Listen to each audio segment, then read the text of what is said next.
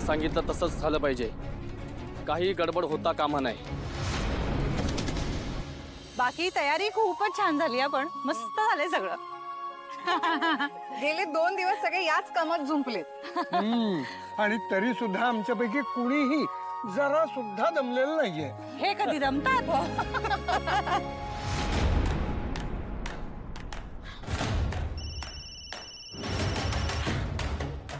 Yes Maugham. हे बघ, माझ्याकडनं सुरुवात केली आहे मी. आता तू तुझं काम सुरू कर. ऑलरेडी सुरू केलाय mom. We are on. Great.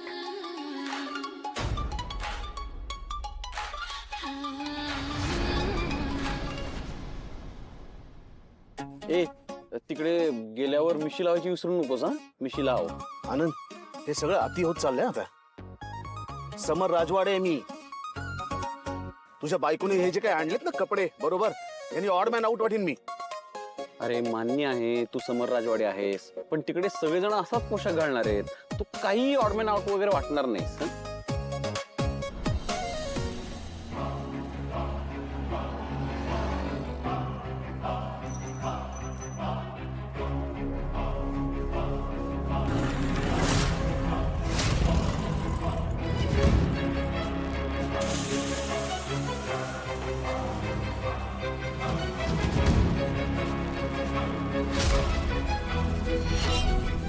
Look पूर्ण झाला ना की अजून मजा येईल खूप.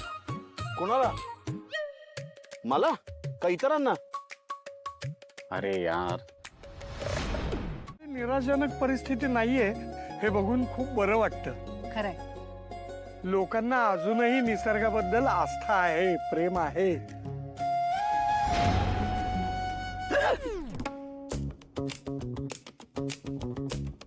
स्वानंदी, काय प्रॉब्लेम झालाय? आपल्या रोपांच्या टेम्पोचा ऍक्सिडेंट झाला. काय? पण मग आता कार्यक्रम कसा होणार? नाना, तुम्ही नका काळजी करू. हे बघा, सगळेच उत्साहात आहेत. तुम्ही पण टेन्शन घेऊ नका. आम्ही बघतो, काहीतरी मार्ग निघेल. चल.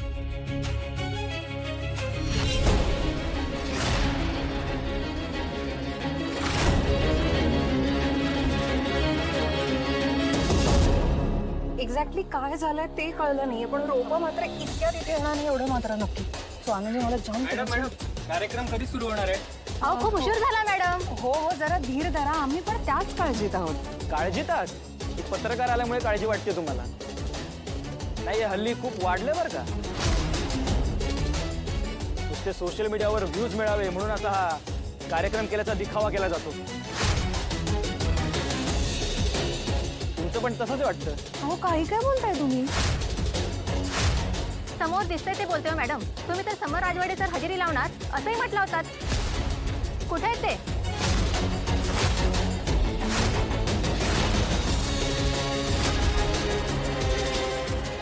हो, येणारच आहेत ते. फक्त आम्हालाही आत्ताच कळलंय की आमची रोपं ज्या टेम्पोमधनं येणार होती त्या टेम्पोचा नेमका ऍक्सिडेंट झालाय.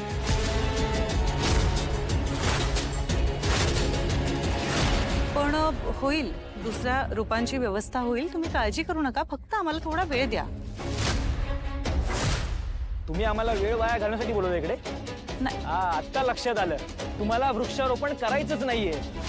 अहो, तुम्हाला फक्त दिखावा करायचा आहे.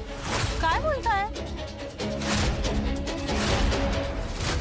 या कार्यक्रमाचं निमित्त केलंय मोठमोठ्या कंपन्यांकडून फंड्स मिळवण्यासाठी.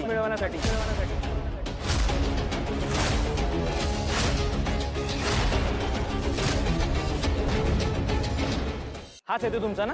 बोला, उत्तर द्या. नाही, काहीतरी काही बोलताय हो. खरंच. एक मिनिट. एकतर आमचा हेतू काय हे थोड्या वेळात तुम्हाला कळेल. वृक्षारोपण तर आम्ही करणारच आहोत आज, आणि त्याबद्दलचे सगळे अपडेट्स तुम्हाला सोशल मीडियावर सुद्धा मिळतील. त्यामुळे रोपं वेळेत पोहोचू शकत नाहीयेत, आणि आम्ही काहीतरी वेगळी व्यवस्था करू त्यासाठी.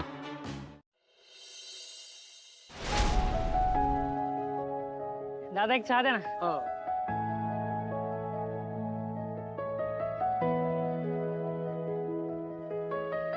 सर तुम्ही इथे? सर मी गणेश, तुमच्या ऑफिसमध्ये फूड डिलिव्हरीचं पार्सल द्यायला आलो होतो. तुम्ही मला शूजसाठी पैसे दिले होते. अरे हो, गणेश कसा आहेस तू? छान सर. तुम्ही कसे आहात? अरे मी पण मस्त मजेत. बरं ऐक ना, तू चहा घेणार आहेस का? नाही सर, मी आत्ताच सांगितलंय. ठीक आहे. आला. तुम्ही? नाही अरे आहे चहा.